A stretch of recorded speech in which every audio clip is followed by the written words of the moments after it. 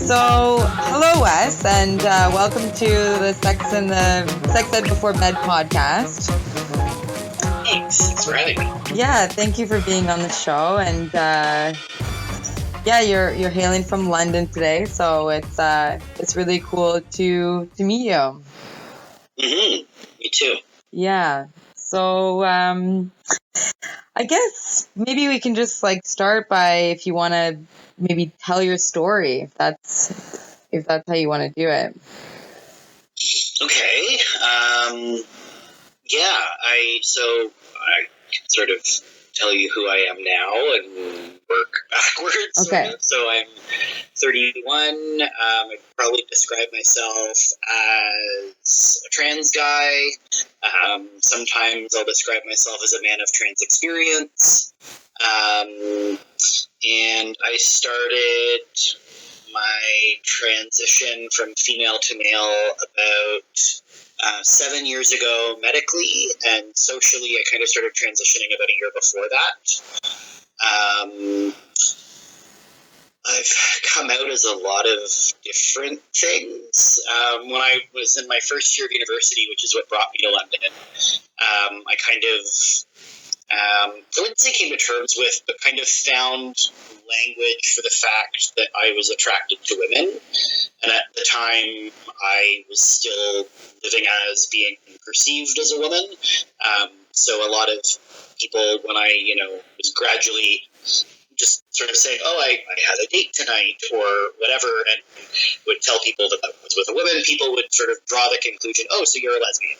You identify as a lesbian. And I just kind of accepted that a bit. I was like, okay, yeah, it's not wrong, but it's not right. But I kind of clung to that identity for a while because I found in that identity there was a lot more room to present as butch or masculine than there was outside of that.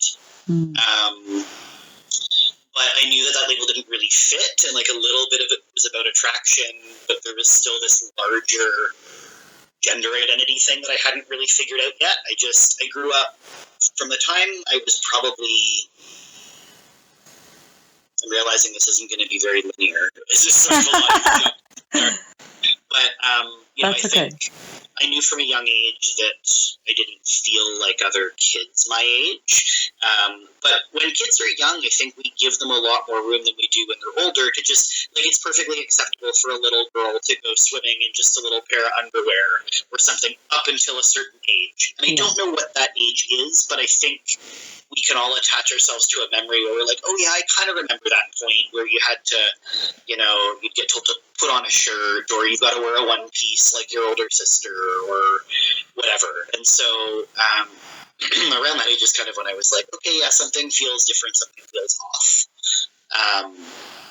And then, but it wasn't until years and years and years and years later that I realized that there was a word or many words for that experience, and that there was an alternative to feeling off or uncomfortable. And so, I moved off to university when I was 17 or 18 and, met some of the first gay people or queer people that I had ever met. And as much as I grew up in an environment where, my parents had some gay friends and, we had a gay neighbor and this and that, even though it was a relatively liberal household, it was just I hadn't been exposed to much of that. And so in my first year of university, kind of met some other queer folks, and that gave me a bit of language to sort of say, well, I don't necessarily know what I am or I'm not, but I know that I'm attracted to women and I'm going to see what that's about. But the interesting thing was I was really clinging to that sort of lesbian identity while also sleeping with and dating men, and then receiving a lot of actual sort of shame and stigma from people in the lesbian community saying, that was a bad thing and that I couldn't claim that label if I was going to be sleeping with men. And so it was a really tricky sort of thing where I kind of came out of one closet and then went into another, where I was like, all right, I'm going to be, if lesbian is the identity available to me, I'm going to be the best one, and I'll just hide all of this other stuff. You mean like presenting as a pure lesbian or something? Yeah, whatever that means. Yeah, and then secretly hooking up with guys. And and struggling with that. And then it wasn't until, so that was, I came out the first time I think around 17, 18, right? Maybe freshly 18. And I don't think I realized that, like, trans was an option, that was a thing I could be until I was probably about 23. Thanks to YouTube, stumbling across videos of people who I was like, oh my God, this is my experience. There's some people here who are sharing some feelings that I have felt. And I didn't really know that was my experience right away, but I knew it was something that I should hide. And so these were videos that I was sometimes watching like hours of a day, like when nobody was home with the door closed, and just sort of this like intrigue and fear a little bit. So when you were studying at university, were you living at home, or were you living like on campus? I was living in a residence, Okay. So I had a roommate. Her and I could not have been more opposite, but we formed a really interesting friendship. And then towards the end of the year, oh my God, we couldn't stand each other. And then after a bit of a cooling off period, like, we've been friends and we still check in, and it's like 12, 13 years later. So that was interesting. But yeah, and I had a few really great friends in residence that were all just super open-minded people. And all of this was this coming out period was kind of happening at a time where I was dealing with a lot of mental health challenges. I had in the last couple of years of high school, like a lot of self-injury, suicidal ideation, depression, anxiety. Things weren't great at home with my parents. Brother with special needs. Like, there was just a lot happening. And I think I thought, I'm going to go off to university and have this fresh start, and everything's going to be different and whatever. But then you add the stresses of school, and you don't remove some of those traumatic bits. And, so people kind of knew me as somebody who I think had some pretty high highs and some pretty low lows. And, there was a few times I was in a crisis counseling and that sort of thing. Yeah. And all of it kind of culminated a little bit around figuring out this piece of my identity that, I think I like people of more than one gender and whatever else. So it was actually there's one friend, Kim, who lives in Toronto, and I don't get to see her nearly as much anymore, but she was just the friend that, like, nothing fazed her. Like, I would just, trot down to her room, and she'll have to listen to this at some point, and I'm sure she'll laugh. Like, I'd trot down to her room and, just sort of like, oh, by the way, I hooked up with this person last night, or, I got 4 body piercings and, rode home on top of a cop car, and like none of those things actually happened. I hooked up with a lot of strange people, but like she would just go, oh, okay, and do you need a Band-Aid, or like, tell me all about it. So she was just always really neat. She's the person that I would sort of always debrief all of my weird escapades with. So it was interesting having this pivotal moment of my life surrounded by like all of these people also having weird moments in their life, and then you're shoved in a building together. Like, good luck. Happy first year of university. Yeah, my gosh.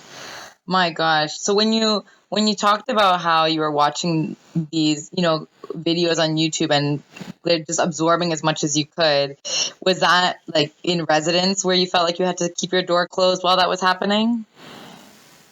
No, so the stuff in my first year of university was actually way before I even kind of realized the trans thing at all. Like, I mean, this was like, I didn't even really learn that trans was my only understanding of trans people prior to being about 23 was trans women being the punchlines of jokes in movies and being portrayed as sex workers. Right. And I think for many of us, that's some of the first images we have, or like I think back to Ace Ventura, Pet Detective. The punchline, the whole point of that movie is finding out that female detective is a trans woman, and they expose her genitals at the end of the movie, and like that was my understanding. And then a few years later, I saw the movie Boys Don't Cry and realized that there was another end of sort of the trans spectrum, if you will, and was like, well, that doesn't look like a nice time.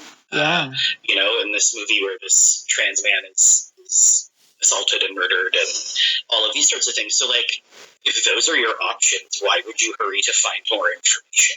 Yeah. Right? If those are the only two sort of things that you found. So, but in my first year of university, when I kind of realized I was somewhere on the queer spectrum, I found like a couple of message boards and a couple of dating sites. Like, this is back when message boards were a thing, 10, 12, 13 years ago. Yeah. Well, maybe, I don't know, for me, like, it was the cyber chat rooms. Not that, like, not like only... MSN and ICQ and all of that stuff. This was been after ICQ, but it was, it's interesting. I don't think I really ever struggled around. I don't remember there being some giant internal struggle around coming out at the time as a woman who was attracted to other women. I never said, and I'm not attracted to men or whatever. I had always been very uncomfortable around men, even the ones that I chose to date and eventually have sex with. It was always this, I think it was muddied by the gender stuff I hadn't figured out yet, and that I hadn't had like a whole lot of awesome male role models, and I was bullied a ton in school by boys and that sort of thing. So it was always this really like, I like men, but I really hate that I like men, and I don't feel safe about liking men. So when I came out as saying I like women, it wasn't really this like, oh my God, when am I going to tell people? Are they going to stop loving me? What's going to happen? There was a bit of apprehension, but I kind of knew that everyone in my life probably wouldn't be surprised, because I'd always been kind of,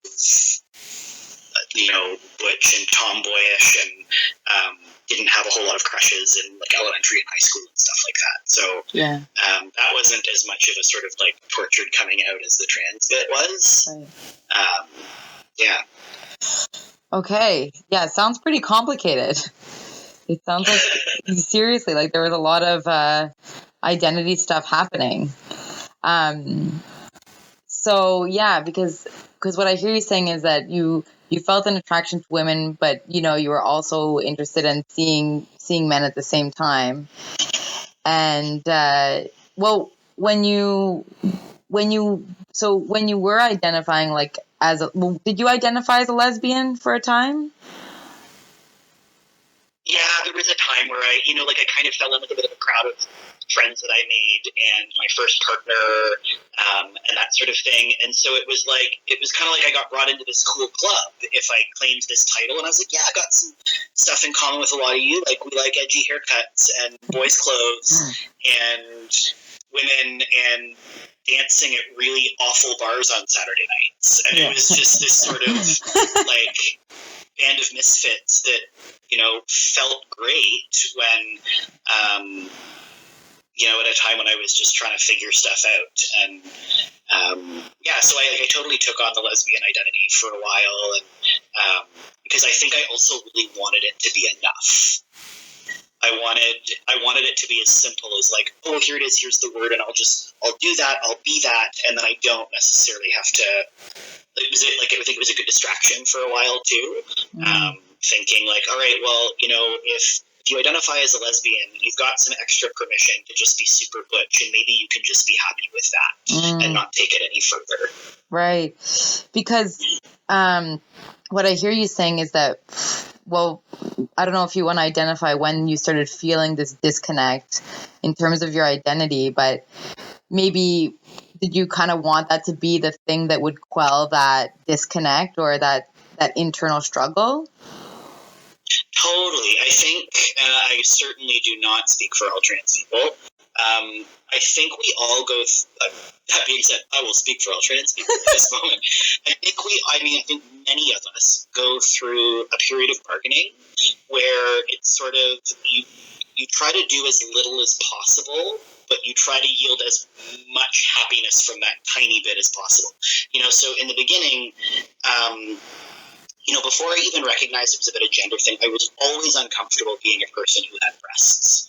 I hit puberty quite late. And so, when you're younger and everyone else around you and their bodies are changing, you're like, okay, well, why not me?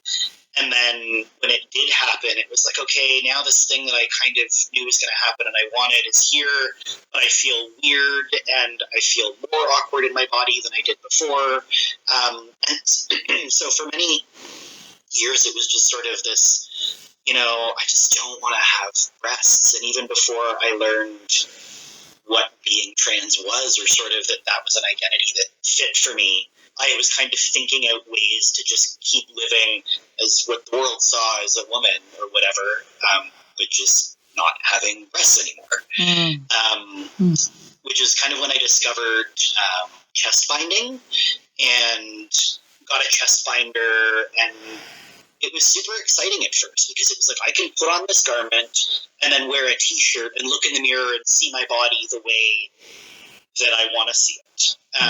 And so that was initially like this wonderful sense of relief for about a month. And then, because I kept saying, I was like, no, like I'm not going to transition. I'm not going to do anything. Like I'm just going to get this boob issue out of the way.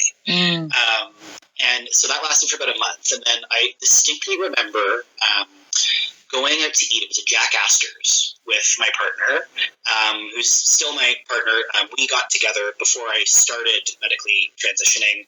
She knew it was inevitable. And so it's funny, a lot of people had suggested like that I blindsided her. And it's like, no, she knew this long before even my previous partner knew. We were friends first, and, we chatted about this, and even the person I was with at the time didn't know.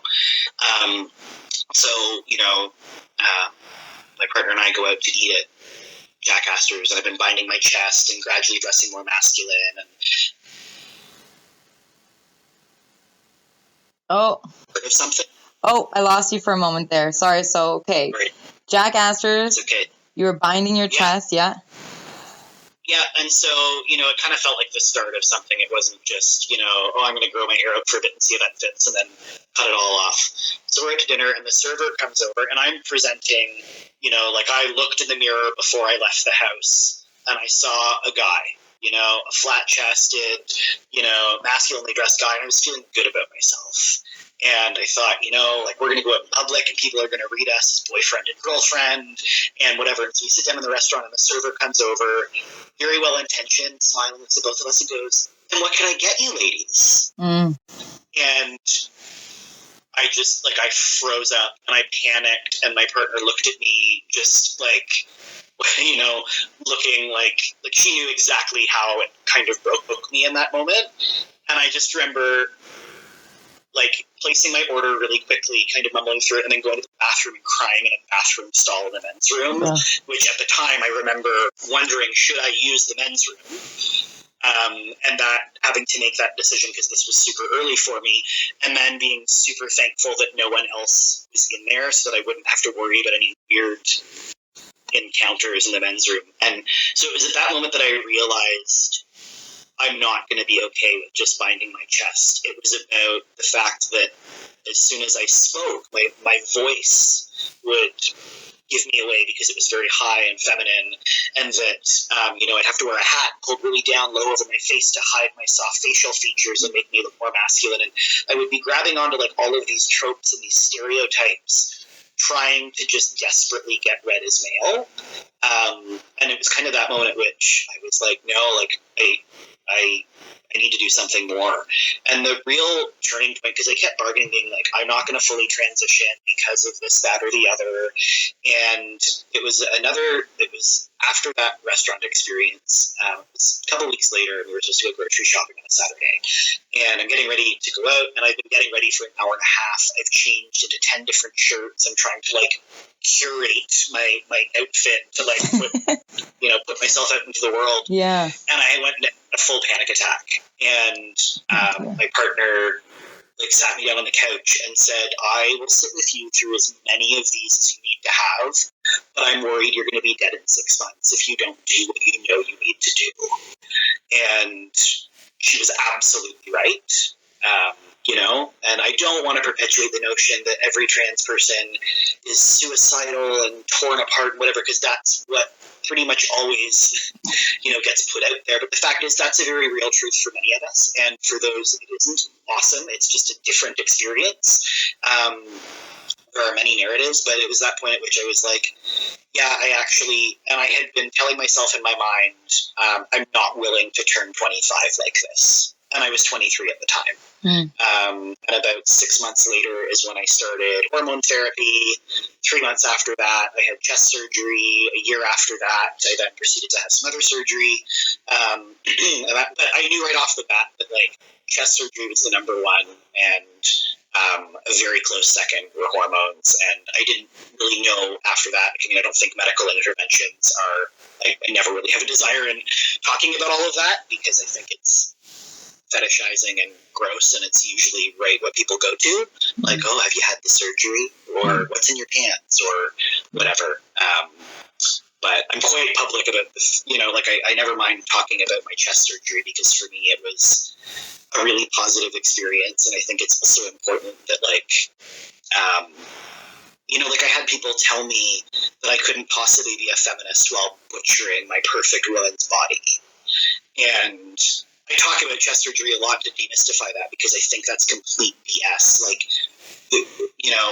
how can you be a feminist by telling me that these lumps of fat and skin on my chest are my worth? Right. And that they make up my politics and all that. So, So I talk about that sort of surgery in that sense because it ties in deeply with my politics. The other stuff, though, when I get questions around like surgeries, I typically give really annoying, ambiguous answers because I just think that that's what those questions deserve. Yeah. I went to go see the documentary about Gigi. I don't know if you've heard of it. Her name is Gigi Gorgeous. Oh, I have heard of her. Yeah. Yeah, and it was about her kind of journey, and of course they showed her getting implants and her father taking her to get implants in a different city, and just the recovery time for it. So yeah, so that was really interesting. What was it? Would you care to speak about what it was like starting to take some of the hormone therapy? Sure. Yeah. I don't even know that it's possible to kind of describe the experience because it's weird. So, like, someone in my case, transitioning from female to male on testosterone and then like estrogen suppression, you basically experience male puberty and female menopause at the exact same time. So your first 6 months are a pretty wild ride, and I find that I'm really sensitive to fluctuations and hormones and stuff, whereas I've got friends who, have experienced few less noticeable effects, but like hot flashes are no joke. I will never make fun of people with hot flashes again, the way that we all have that aunt or mom or grandma or whatever that, is going through menopause. They're awful. It's like, yeah, and for me, they'd come with like this wave of panic of like, oh my God, I can't turn the heat off. It's too hot, and you just got to wait for it to pass. And some of it is kind of this mean joke. So like you experience a lot of acne on testosterone. Your skin gets oilier, you get stinkier, you're getting body hair, and your sex drive flies through the roof and you feel your most unattractive. So there's this period of time where it's just like, and that increase in sex drive can be really challenging for folks who are maybe super dysphoric about their genitalia. And, your sex drive is through the roof, but you're feeling really disconnected from your body. And that can be a really awful feeling for people to sit with. My appetite was just like ridiculous. I think my partner said that we spend about an extra $50 a week on groceries now. I also power lift and active and stuff like that, so that contributes. But like hunger on like a deep level. Like voice dropping. Body fat redistribution, going from like having a period to not having a period. Right. And thankfully for me, that medication, like everybody's sort of different that way. I know some people who it lasts for several months after they start hormones. For me, I was really thankful it stopped right away because that was like having to deal with that was unbelievably depression-inducing, and it would make me panic and not want to go out public because, so like if you need to change a tampon in a men's room, good luck, first of all, finding one with a stall that a door actually closes it in. You know, there's nowhere to dispose of anything in there.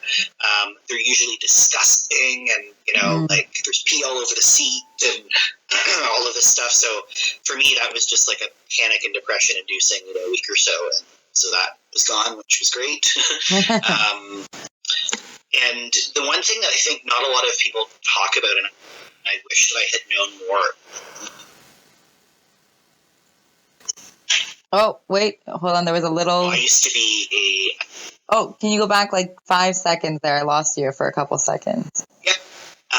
One of the things that I wasn't really prepared for was the massive changes in the way that I experience emotion. So I used to be somebody that my default response, like pre-testosterone, pre-transition, my default response to most things was to cry. Like if I was really upset, if I was really excited, if I was joyful, if I was angry, you know, you cry and it's cathartic. And like I maybe cry like once or twice a year now. And that's actually been really difficult because it's, you know, you've lost the ability to have that kind of cathartic moment where you let something out and kind of purge it and you know, and then you're able to kind of move on. Whereas for me, my feelings kind of sit, you know, for me, lots of my feelings used to sit deep down in my belly. You know, that's where you feel grief and sadness and warmth and love and all of that kind of stuff. And now all of my feelings kind of sit like right where my sternum is. And to me, that's where anxiety lives, like that heavy, panicky sort of weight. And so through a lot of therapy and time and stuff, I have kind of had to relearn how to connect to that stuff. You know, there's still times where like something awful will happen, like a family member will pass away and I can't cry. But yet I can cry at things that mean nothing, like Grey's Anatomy or like cat videos where you know, dogs being reunited with their veterans who've come back from overseas and whatever. It's weird. Like I can't actually access that emotion, that deep emotion about things that are happening to me, but from things outside of me.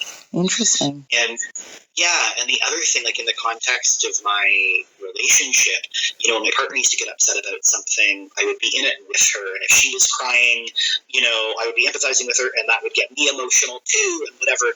And starting testosterone, being on it for a while, she would be upset about something or, you know, having this big emotional response. And I would get into this mindset of like, how do I fix it? How do I turn it off? It's sort of almost a more mechanical response. And I could still be like, I'm hurting, but she's hurting, but like I need to fix it. And she's commented on that. And that is, like there's something there that I would love to see some research or some more information behind, because I've chatted with other folks and they've shared that experience too. And so, you know, I've had to relearn just a little bit of like how to be attentive and how to just be, you know, in something with somebody instead of feeling like my job to repair it. Right. Because it still sounds like that empathy is there. It's just the way you react is less emotional and more, as you say, maybe mechanical. Yeah. And it's like, yeah, the emotions are still there and I can still connect with what I'm feeling, but it's just, it's a different response. Yeah. With the hormone therapy, I guess I have two questions. One is, you know, what was, in terms of like this was kind of the thing that you were hoping or looking for in terms of alignment. I'm interested in how the whole process felt for you, if you were excited, if you were nervous, if you know, and also if you were like who you shared with around you that you were doing this. Oh, okay. Good questions. And it's so interesting because you know, now with social media and YouTube and all of that, like I could watch, before I made the decision to start, 1 million people's transitions that were documenting these things online. And so you also start measuring your timeline against somebody else's, and okay, when, at what month mark did that change happen for you or whatever. And so that can be a really toxic thing for a lot of people, because then you start thinking that, well, if your transition unfolded this way, mine should as well. And, I don't have a full beard and you have a full beard, so what does that mean for me? You sort of trade one set of unrealistic expectations in non-trans or cisgender, expectations around men and women and whatever, to then this entirely new set of really tricky ones. There was a countdown to what I called my T-Day, which was when I got my first injection, and that was a super exciting day. My partner had like a little get together at my house to surprise me when I got back. And in the beginning I documented with photos pretty regularly to kind of see how the changes unfolded. And that fell off much earlier than I thought I was going to be super into it for a long time, and my interest in that just kind of waned. And then the countdown to like my chest surgery was big and was a big deal. I would say like the first 2 years are pretty ripe with lots of those physical, really noticeable changes. And then it kind of tapers off about that. And from like year 3, 4, and 5, you still get some changes. And after about 5 years, the only changes you're seeing are just because you're getting older. You just sort of start to mimic that of the sex that you've transitioned to, in the same way that like now at 31, like my hair is starting to thin a little bit at the crown, and I have some back hair where I didn't have some back hair before. And it's just sometimes that process is sped up by the hormones. Now it's just kind of, it used to be that it would be month to month, you'd be counting down to the next injection because it would get you that little bit closer. And, now I still get an injection once a week. There's nothing exciting about it. It's usually a thing I forget about and have to scramble to do at the end of the day, because I feel not so great if I'm a couple of days late. In terms of... so are you still getting injections now? Yeah, and I will for life. Oh, for life, okay. So, and that's not the same for everybody. So, the reason that I will have to take hormone injections for the rest of my life now is because I don't have any organs anymore, like reproductive organs that produce a hormone, right? There's no way to like put, a couple of testicles into someone who's transitioned from female and have them make testosterone, and then you've just got your own production system. And I no longer have ovaries, so I can't make estrogen. So I have to take something for the rest of my life, or you worry about bone density and also you just feel awful with the hormones in your body. So that's where I'm at. I know plenty of people who have taken hormones for a little while to get a few changes, because some of the changes are reversible and some are permanent. Some people do that and then they stop. I know some people who've gone off and on and off and on. Back and forth.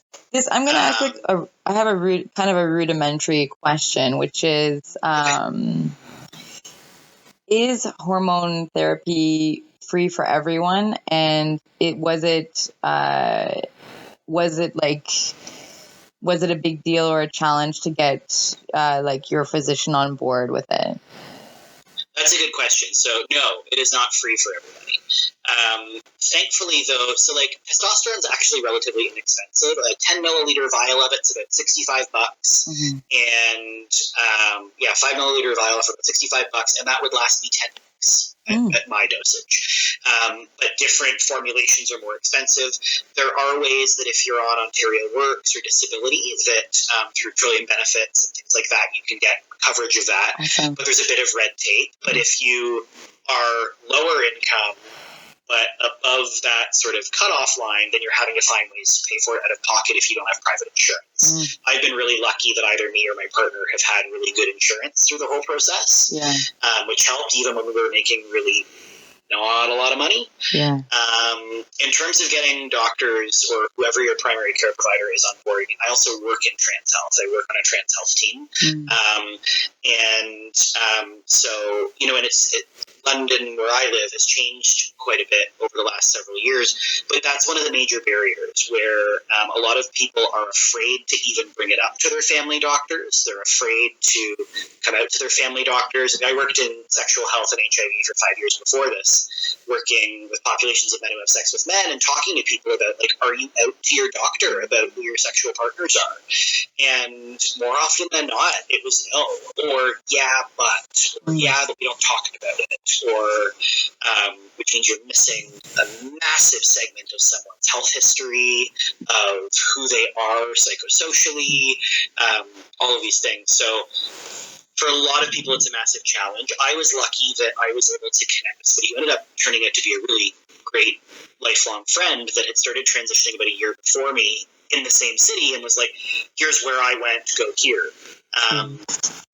And now we're slowly seeing, people's family doctors come on board with more people being willing to prescribe. Because the thing is, there's not anything inherently difficult about a primary care provider providing hormone therapy to a trans person. It's very, very simple medicine. I watched an interview recently where it was said that, like, a second-year medical student has enough knowledge at that point to provide hormone replacement therapy to trans folks.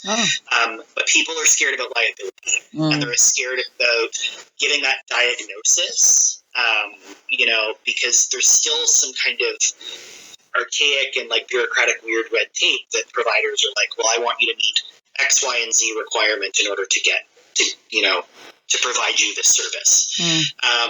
We're seeing, in Toronto, like in big metropolitan hubs, it can be easier to get connected to affirming care providers, and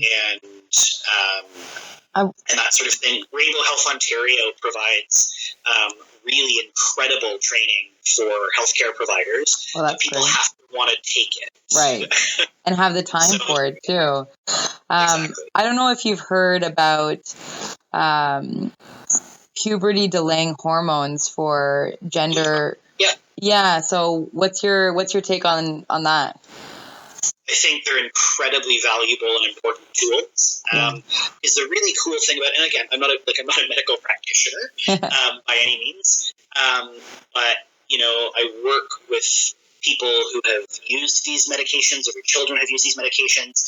I think they're great for a couple of reasons. One, we can prevent somebody from having their first totally undesired puberty from happening. We can prevent that from happening, which means less medical intervention down the road to reverse those undesirable effects. So, and we look at these, which is good, even from a public health, like from a cost perspective. I mean, to be like total capitalist about it. Right. Yeah. Even if we remove compassion, let's talk about it in terms of, like, dollars. And we can prevent somebody from needing major surgeries, from needing more medications, and the potential trauma of having to live years and years and years in a body that doesn't feel right to you, and a world which tells you that you should feel awful about who you are.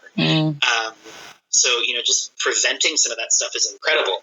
And then if we come at it from the other totally not affirming standpoint, people that go, but oh my God, if we let young people make these decisions, what if they regret it? The cool thing is, with a drug like Lupron, someone takes it and suppresses puberty. If they decide they don't want to do that, they come off the medication and the puberty just kicks back in. So it's not causing, even if we're like, all right, fair enough, we'll listen to your concerns here, and we'll give this person enough time to make an informed decision without panicking about, oh my God, what's going to happen to my body in the next 6 or 12 months, that sort of thing. And so, what's the name of the drug? Incredibly valuable. Yeah, what's the name of the drug again? One of them, the most commonly used one, is Lupron, Lupron, or Luperon. I could Google it, but I'm not. No. And there's a couple others that are used, but that's usually the most common one. And it's like a monthly injection for a certain amount of time, and then it gets spaced out differently. Yeah. I'm going to ask sort of a more, I guess it's a philosophical question. Because I know you were saying that that certainly the breast, having breasts felt like foreign and maybe unusual and something like you didn't want. And then you talked about this experience of your voice kind of giving you away when you went to Jack Astor's. Mm-hmm. And I guess what I was thinking was, you were talking about how you were trying to like use these tropes to like pass, right? As male. And I was just wondering, like, if we get to a place where, I don't know, if we got to a place where it was okay, that there are people who present as male or who are male and have high voices, do you think that's something you would have been more okay with? Oh, absolutely. Like, I mean, at the end of the day, I think I still would have found myself working towards pretty much where I'm at right now. Mm-hmm. But so much of, I think the early days of my transition was informed by men don't do this, men do that. And at a time when maybe physically I wasn't being read as male in the world, it's like you cling on to these things and hope that they're social cues to other people as to who you are and how you like to be addressed. But I would say that after that initial period, there was a big unlearning I had to go through where it was okay, so now I'm a little more comfortable in my body, but what kind of man do I want to be in the world? And, just because it was almost like male privilege kind of arrived overnight. It was like it wasn't there one day, and then it was, and it was like, do I want to use my powers for good or evil? And, how do I want to take up space in the world and that sort of thing? Because I was almost like, sometimes we literally like kind of invited into this boys club, which was like, well, let's objectify women and make gross comments about their body at the office. Or, let's just like, I don't know, encourage violence and tell horrible jokes and whatever. And it was sort of this, I was like, well, if this is what being a man means, how do I feel about this and that sort of thing? And then quickly discovered that there was a way to reconcile all of it. But I mean, I think whether we're talking about trans people or not, right? Like I've always kind of said, no matter whether you're trans or gay or queer or straight or bi or whatever, like we are all just trying to make our bodies a comfortable home to live in. And for some of for some of us, that's harder than others. And I just think that like me making my body a comfortable home to live in has meant some hormones and some surgery and whatever. For some other people, it might mean yoga 7 days a week, or addressing that eating disorder, or taking a critical eye to like colonialism and racism and all of these things. But yeah, I mean, I think, who knows, like if I had a clean slate to work from in terms of like representations of different kinds of men, maybe my presentation would be a little bit different. Maybe I wouldn't have gotten hung up where I did. Yeah. If I hear you correctly, because it sounds like, you were desperate, as you said, to be read that way. So you were looking at the examples that you had as to what is male. And then it seems like after you had this change, then it got more complex for you and you wanted to tease it out a lot more. Yeah. I mean, it even connected, like hanging on to some of those stereotypes, even connected to me then feeling massive shame around my attraction to men, because it was sort of this like, all right, I'm already a trans guy and people are going to question my masculinity based on my trans status.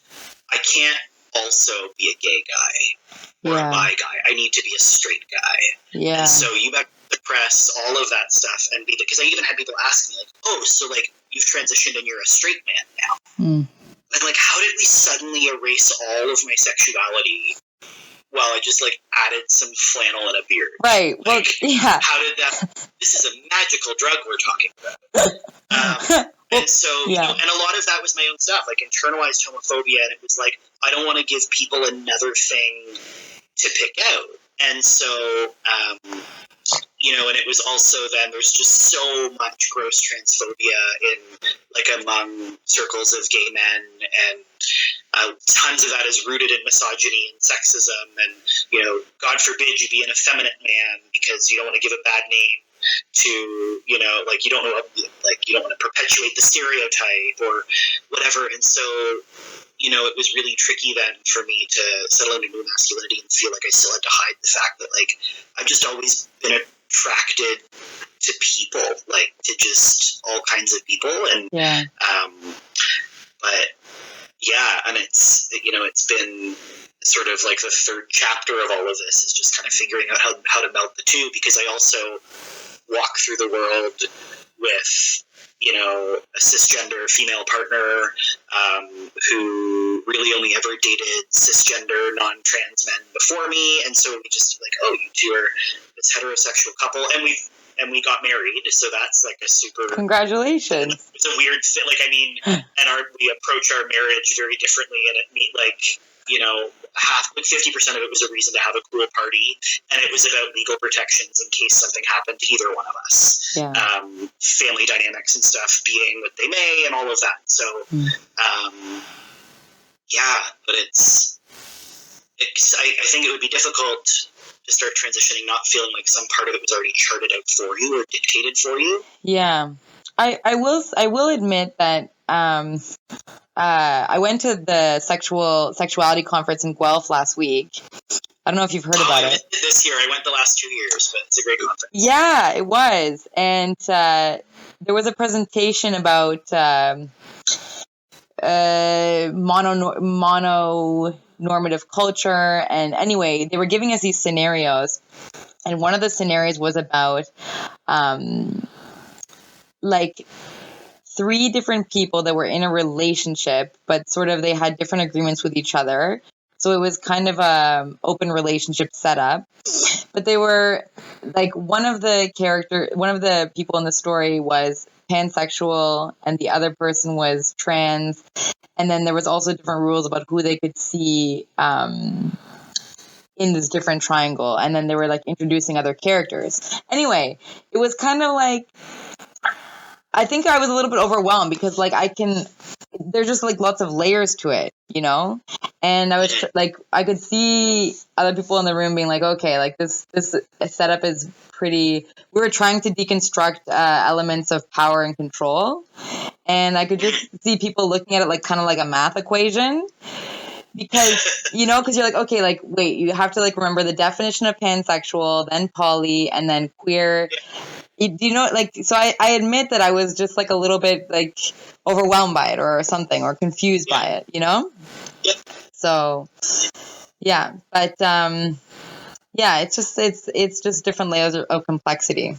So and I think people freak out, right? And they think that they have to understand all of it in one go. And I think there's a little bit of privilege that comes with having access to that world of language and all of that information and stuff. We don't all, yes, anybody can hop on Google and do their homework, and I encourage people to do that just as a member of society. If you don't know what it means to be trans, look up some information on that. Or if you don't know what this or that means. But I think it's also fine in general conversation, you and I talking here, where you're going, for someone to say, can you explain that term to me? I've heard it before, but I'm curious about what it means to you. Or, people will ask for a definition of something, and I could define what it means to be trans to me, and you could ask another person, get a wildly different explanation. I mean, I pass as a white, able-bodied, English-speaking, straight man in North America, right? The fact is that trans women of color are one of the most marginalized and vulnerable communities there are. I saw a stat that said, trans women of color constitute less than 1% of the population, and one is murdered every 29 hours. And yet, and so I'm still riding a wave of privilege here. I've had some awful experiences related to being trans. I've been denied health care. I've been attacked, filed reports of hate crime, and, lost a job and whatever, but I'm doing okay. I have a roof over my head. I have a job. I have a community. I have food. I have medicine. And that that's not the case. And 50% of the trans population in Ontario lives below the poverty line. 50% of homeless youth in Toronto are queer or trans. So, pretty shocking. It's funny because people like me get these interviews constantly, get offered this stuff all the time. And the fact is that, maybe there's some juicy tidbits about my story, maybe someone connects to it, it's beneficial, but spend the time interviewing that 14-year-old homeless trans kid that has fled out of fear of violence from her parents or whatever. So it's, I think it's really just about being willing to sort of participate in ongoing learning. I screw up a lot, and I'm basically professionally trans. I'm still not always a great ally to other folks in my community, right? You screw up and you step in, and you have to be willing to have those learning moments that feel uncomfortable. Yeah. And then, cool stuff can happen after that. Yeah. I think that's part of the reason I do this show, is because it's my learning process. And you don't know what you don't know. Exactly. And the more that I learn about sexual health, or from talking to people like you and everybody else, it's been, I've been wrong. My initial perceptions have been wrong so many times, and that's what I like, is that I keep getting proven wrong, and then we get to share that, learning with other people. Mm-hmm. So, yeah. So, what, I think that's pretty good advice too, just for people who aren't from the community or who haven't been through this experience, just to do a little bit of research themselves to kind of get an idea. But, and in terms of your family and other people, was your family generally pretty supportive with this whole journey? That's a tricky question. When you asked me where I didn't want to go. You don't have to. You definitely don't. No, and it's fine. I will answer generally. So when I came out as trans, I came out so my parents had been split for a long time, long before I came out. And so that was, there was some tension at home growing up and whatever, but their split doesn't necessarily come by surprise. I told my mom first. She was not surprised at all, and had said she kind of had a hunch for a while and had been waiting for me to tell her.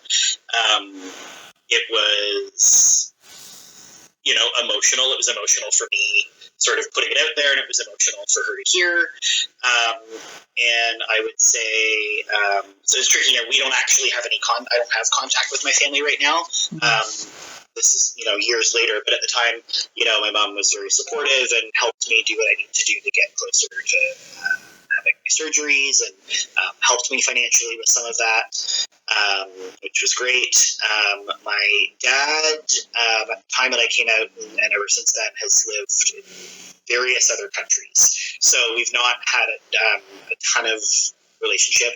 It took him far longer to kind of get on board, but we also didn't really have a relationship at the time that I came out. So, my mom had told him, and, he's down in the Caribbean somewhere and he hasn't seen me in 2 years. How do you contextualize that? How do you, what do you mean?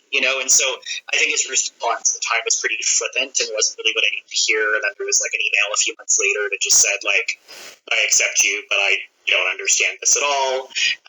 And kind of the turning point, was a few years later, a friend, and a friend who also happens to be a transmasculine person, we went and visited my dad where in the country he was living, so beach vacation, and my dad was there, and whatever. And I think it took him spending time with me as I am now to have that switch moment, because that was the point at which he started using the right name and pronouns. I think it was partially motivated by the fact that he just looked totally insane if he didn't, because the rest of the world was reading me as male, and I saw him stutter one time where he was going to introduce me to somebody as his daughter, and then realized, this is going to be weird. So he just switched, and then afterwards he said, I didn't know what to do there. Did I do the right thing? And I just went, yes, this is fine. We don't owe that random business associate of yours a big explanation, even though he thought you only had one son and now you have two. Yeah. Whatever. And so we just kind of rolled with it. And so, yeah, like, largely supportive of my transition. I've never really had much extended family, but the extended family I did rolled with it. My brother, who's actually on the autism spectrum, everybody was very worried about telling him. And he was, like, the easiest because with the way that he experiences, his sort of neurodivergence and that kind of thing, like, he takes everything very literally. So it was sort of presented to him that, your sister's really always felt more like a brother, and so he's going to go by the name Wes, and you have a brother now. And he was like, okay. And then we get a real kick out of, like, who, let's see who has furrier legs, and, like, who has more chest hair and whatever, which, was interesting. So in that way, it was pretty good. There was not really anybody in my family that had that awful averse reaction. I got that from some other people in the world. Yeah. But not really from family. Well, and my partner was, I don't know if you want me to go into that too, but yeah. It sounds like she was very, well, from what you alluded, it sounds like she was supportive and like there along the way. Yeah, it was just, I think a lot of people have to worry about, like, what will this mean for my partner? What am I putting my partner through? Especially people who often transition later in life and have been married for many years and have got kids. Like, there's all of this. I know somebody recently just started transitioning in their 60s because it was like, I'm going to wait until kids leave home and I'm going to do this and that.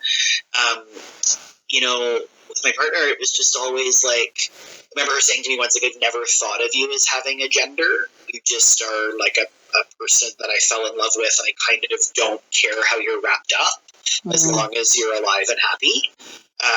That's wonderful. And it did have some repercussions for her. Because initially when she sort of announced to the world that we were a thing, people went, oh, so that means you're a lesbian. She's had small town upbringing and that sort of thing. So, people made some very large conclusions about what that meant about her. But the funny thing was she was just like, think whatever you want. And it's funny, like, she's somebody who grew up in this tiny town. Her first job was like tobacco picking. And I'm like, how are you just, like, there's no reason that you should be progressive. There's, her town is entirely white, and, Mennonites and Amish folks with carts, and I remember her saying that there was one black person in her high school. Nobody of any other race other than white, and one black person. Wow. So it was sort of like, I don't know how you got to this place of just like, it is what it is, but she did, and that was great. And so I was really lucky in the sense that I don't think there were ever times where I really had to panic and be like, oh my God, is she okay with this? And that made it a lot easier to kind of figure it out, because she was just like, do whatever, and we'll figure it out when we get there. Yeah. Well, Wes, I can't thank you probably enough for being so open with me today, and being so articulate also as well in your description of your life and what your journey has been like. And it's cool to see you also channeling that into the work that you do every day now too. Yeah, I think, I don't know. I had a lot of help and I had a lot of support, and not everybody gets that. And so I just kind of think it's our job when and where we feel empowered to do it, to kind of help the next one up. And I think that's sort of what's drawn me into this work, because I got a lot of what other people didn't have, and if I can use some of that in a good way, why the heck not? Yeah. It's cool seeing. I think the biggest motivator of doing the work, working in trans health, is seeing these young people, like sometimes as young as 7, 8, 9, that have such a clear idea of who they are, that I'm like, I didn't even have that until I was in my 20s. So like, let's run with it. If you are 7 and you know exactly who you are in the world, then like full steam ahead. Like, you know, let's surround you with resources and support and see what happens. Yeah. You know, so yeah. Damn. So thank you so much. And yeah, thank you so much for being on the show. Absolutely. My pleasure. You'll have to tell me where I can listen to it after and be horrified with how I sound. Oh, yeah. Well, we'll get it all edited. We'll see how the editing goes. And then once it's all cleaned up, I'll send it your way.